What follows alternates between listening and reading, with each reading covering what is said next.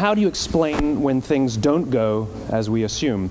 Or better, how do you explain when others are able to achieve things that seem to defy all of the assumptions? For example, why is Apple so innovative? Year after year after year after year, they're more innovative than all their competition. And yet, they're just a computer company. They're just like everyone else. They have the same access to the same talent, the same agencies, the same consultants, the same media. Then why is it that they seem to have something different? Why is it that Martin Luther King led the civil rights movement? He wasn't the only man who suffered in a pre-civil rights America, and he certainly wasn't the only great orator of the day. Why him? And why is it that the Wright brothers were able to figure out controlled powered manned flight when there were certainly other teams who were better qualified, better funded, and they didn't achieve powered manned flight, and the Wright brothers beat them to it? There's something else at play here. About 3.5 years ago, I made a discovery. And this discovery profoundly changed my view on how I thought the world worked, and it even profoundly changed the way in which I operate in it. As it turns out, there's a pattern. As it turns out, all the great and inspiring leaders and organizations in the world, whether it's Apple or Martin Luther King or the Wright brothers, they all think, act, and communicate the exact same way, and it's the complete opposite to everyone else. All I did was codify it. And it's probably the world's simplest idea. I call it the golden circle.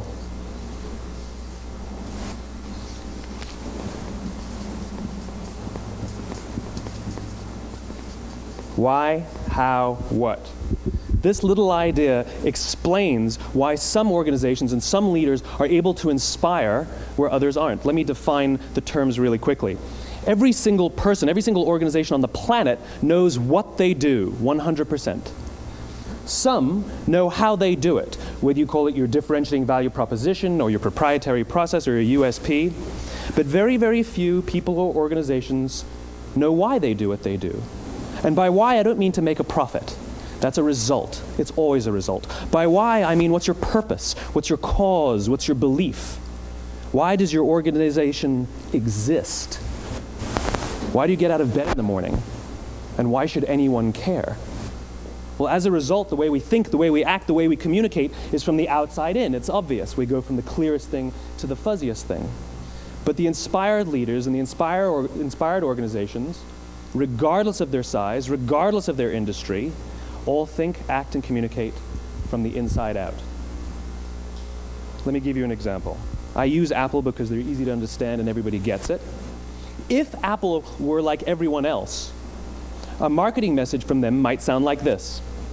We make great computers. They're beautifully designed, simple to use, and user-friendly. Want to buy one? Meh. And that's how most of us communicate. That's how most marketing is done, that's how most sales is done, and that's how most of us communicate interpersonally. We say what we do, we say how we're different or how we're better, and we expect some sort of behavior, a purchase, a vote, something like that. Here's our new law firm. We have the best lawyers with the biggest clients. We have, we always perform for our clients, do business with us. Here's our new car. It gets great gas mileage. It has, leather seats. Buy our car. But it's uninspiring. Here's how Apple actually communicates. Everything we do, we believe in challenging the status quo. We believe in thinking differently.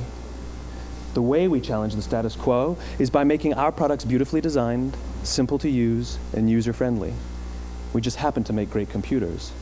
Want to buy one? Totally different, right? You're ready to buy a computer from me.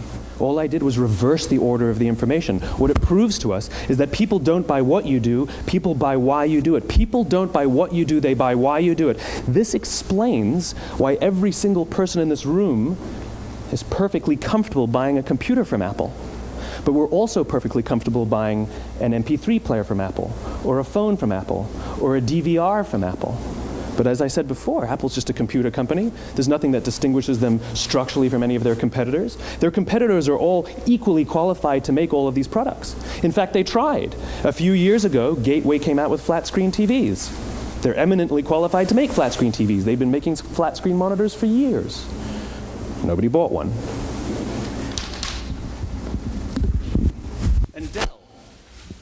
Dell came out with MP3 players and PDAs.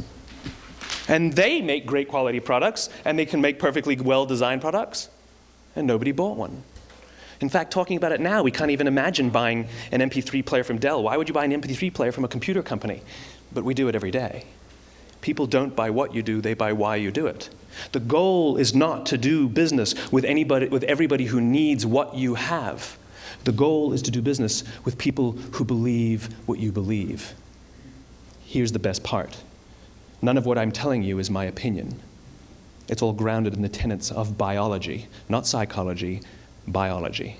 If you look at a cross-section of the human brain, looking from the top down, what you see is the human brain is actually broken into three major components that correlate perfectly with the golden circle.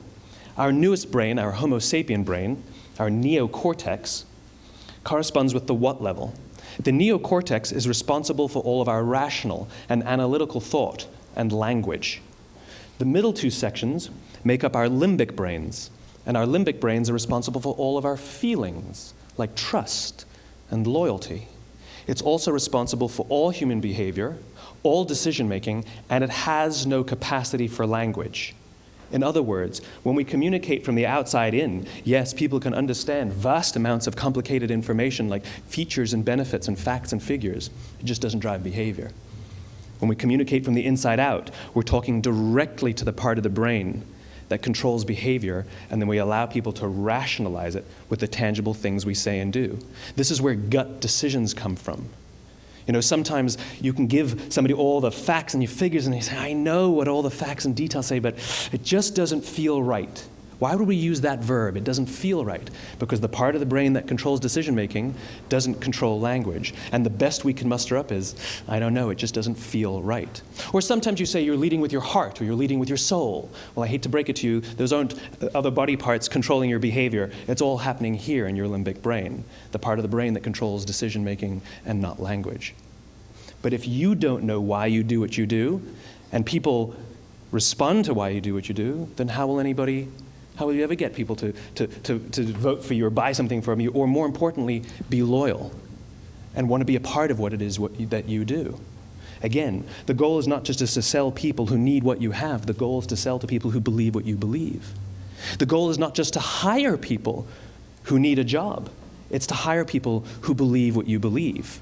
I always say that, you know, there's if you hire people just because they can do a job, they'll work for your money. But if you hire people who believe what you believe, they work for you with blood and sweat and tears.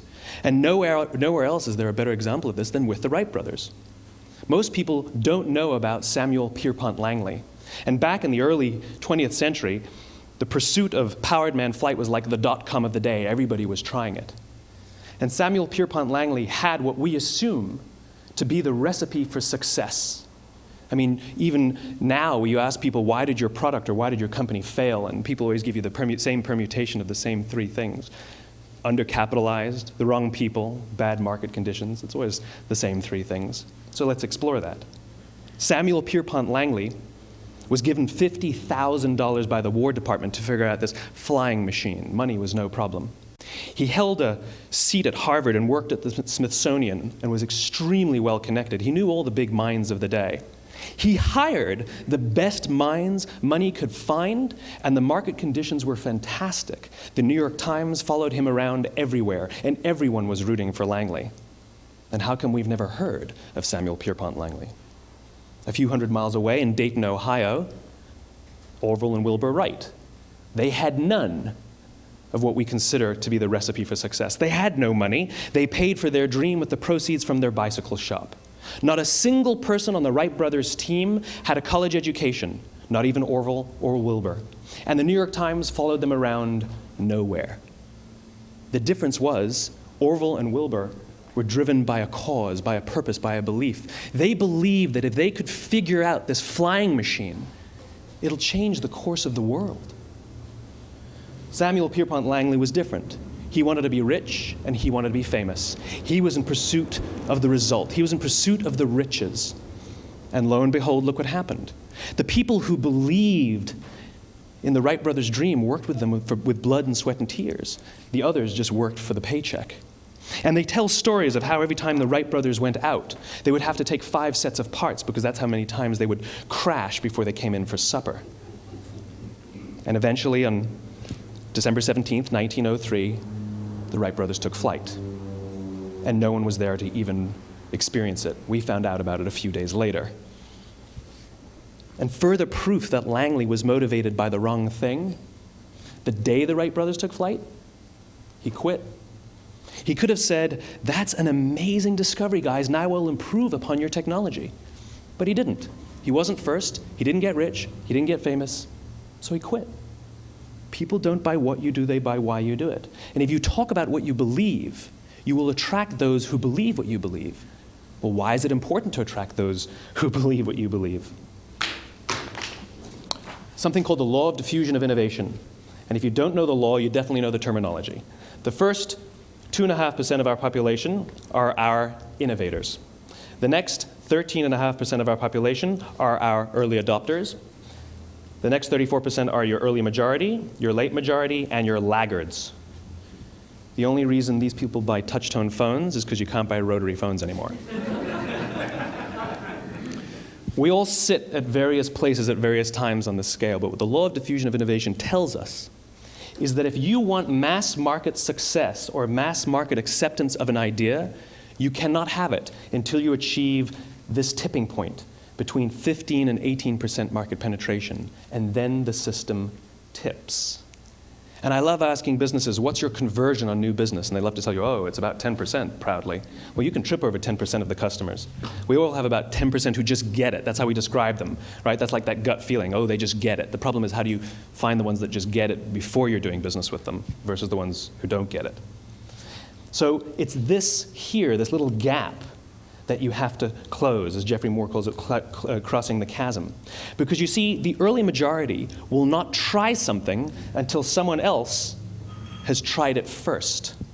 And these guys, the innovators and the early adopters, they're comfortable making those gut decisions. They're more comfortable making those intuitive decisions that are driven by what they believe about the world and not just what product is available. These are the people who stood online for 6 hours to buy an iPhone when they first came out, when you could have just walked into the store the next week and bought one off the shelf. These are the people who spent $40,000 on flat-screen TVs when they first came out, even though the technology was substandard. And by the way, they didn't do it because the technology was so great. They did it for themselves. It's because they wanted to be first. People don't buy what you do, they buy why you do it. And what you do simply proves what you believe. In fact, people will do the things that prove what they believe. The reason that person bought the iPhone in the first 6 hours, or stood in line for 6 hours, was because of what they believed about the world and how they wanted everybody to see them. They were first. People don't buy what you do, they buy why you do it. So let me give you a famous example, a famous failure and a famous success of the law of diffusion of innovation. First, the famous failure. It's a commercial example. As we said before a second ago, the recipe for success is money and the right people and the right marketing conditions, right? You should have success then. Look at TiVo. From the time TiVo came out about 8 or 9 years ago to this current day, they are the single highest quality product on the market. Hands down, there is no dispute. They were extremely well funded. Market conditions were fantastic. I mean, we use TiVo as a verb. I TiVo stuff on my piece of junk Time Warner DVR all the time. But TiVo is a commercial failure. They've never made money. And when they went IPO, their stock was at about $30 or $40 and then plummeted, and it's never traded above 10. In fact, I don't think it's even traded above 6, except for a couple of little spikes. Because you see, when TiVo launched their product, they told us all what they had. They said, we have a product that pauses live TV, skips commercials, rewinds live TV, and memorizes your viewing habits without you even asking. And the cynical majority said, we don't believe you, we don't need it, we don't like it, you're scaring us.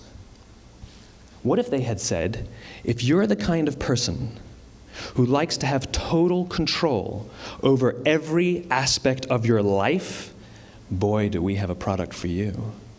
It pauses live TV, skips commercials, memorizes your viewing habits, etc., etc. People don't buy what you do, they buy why you do it, and what you do simply serves as the proof of what you believe. Now let me give you a successful example of the law of diffusion of innovation. In the summer of 1963, 250,000 people showed up on the Mall in Washington to hear Dr. King speak. They sent out no invitations, and there was no website to check the date. How do you do that? Well, Dr. King wasn't the only man in America who was a great orator. He wasn't the only man in America who suffered in a pre-civil rights America. In fact, some of his ideas were bad. But he had a gift. He didn't go around telling people what needed to change in America. He went around and told people what he believed. I believe, I believe, I believe, he told people. And people who believed what he believed took his cause and they made it their own, and they told people. And some of those people created structures to get the word out to even more people. And lo and behold, 250,000 people showed up on the right day, on the right time to hear him speak. How many of them showed up for him? 0. They showed up for themselves. It's what they believed about America that got them to travel on a bus for 8 hours to stand in the sun in Washington in the middle of August. It's what they believed, and it wasn't about black versus white. 25% of the audience was white.